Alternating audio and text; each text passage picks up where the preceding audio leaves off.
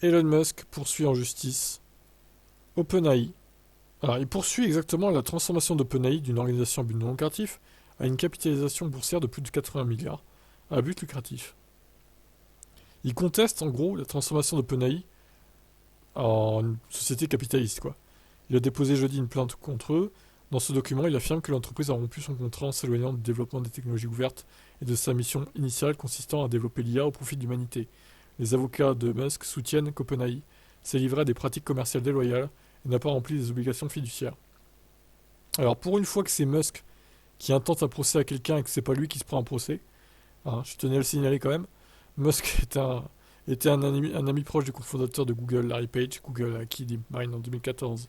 Après ça, ils ont eu plusieurs conversations sur la sécurité de l'IA, mais tous deux avaient des points de vue différents sur cette question. En conséquence, Musk s'est rendu compte qu'il était nécessaire d'avoir un contrepoids à Google et à son influence sur l'IA. Ça devient l'origine de l'émergence d'OpenAI.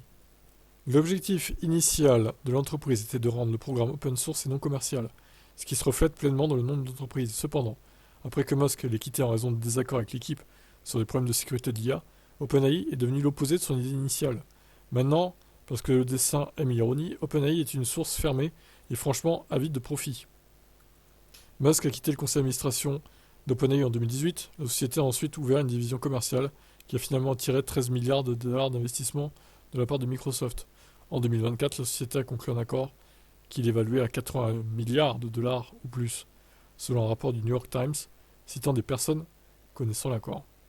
L'équipe de Musk affirme avoir investi très tôt dans l'OpenAI afin qu'elle puisse rivaliser et servir de contrepoids vital à DeepMind de Google dans la course intelligence artificielle générale.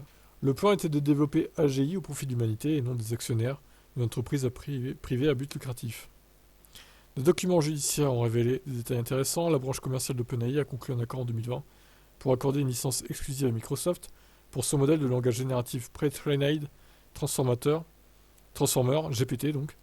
OpenAI a publié un article détaillé décrivant GPT-3, permettant à d'autres de créer des technologies similaires.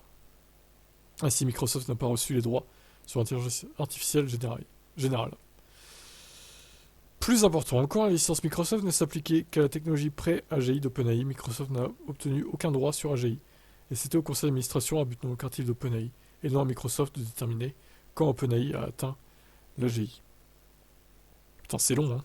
Les documents indiquent que le GPT-4 d'OpenAI, lancé en mars 2023, était non seulement capable de raisonner, mais meilleur que les humains moyens pour raisonner. Cependant, la conception interne du nouveau modèle reste un secret complet, sauf pour OpenAI. Il n'existe aucune publication scientifique décrivant la conception de GPT-4. Au lieu de ça, il y a simplement des communiqués de presse vantant leur performance. En novembre 2023, le conseil d'administration d'OpenAI a licencié le PDG et cofondateur de la société Sam Altman. Après un scandale interne, le conseil d'administration l'a embauché à son ancien poste. Putain, le bordel. Le procès de Musk allègue que la nouvelle OpenAI manquait d'expertise en intelligence artificielle et était mal préparée pour déterminer, de manière indépendante, si et quand OpenAI atteindrait l'AGI. Et donc, qu'elle a développé un algorithme qui sort du cadre de la licence de Microsoft. Il affirme que les événements de 2023 constituent des violations flagrantes de l'accord fondateur d'OpenAI, que la société a depuis renversé. À ce jour, le site web d'OpenAI continue de prétendre que sa charte est de garantir qu'AGI profite à toute l'humanité. En réalité, cependant, OpenAI a été transformé en une filiale de facto de source fermée de la plus grande entreprise technologique du monde, Microsoft. Le procès de Musk exige un procès devant un jury. Très bien, bah, ça a l'air compliqué hein, cette histoire quand même là. Les tenants et les aboutissants, ouais, c'est pas simple à tout saisir en détail, mais ok, je comprends l'idée générale quoi. Pensez-vous que Musk aura gain de cause dans ce procès? On verra bien. Ciao ciao.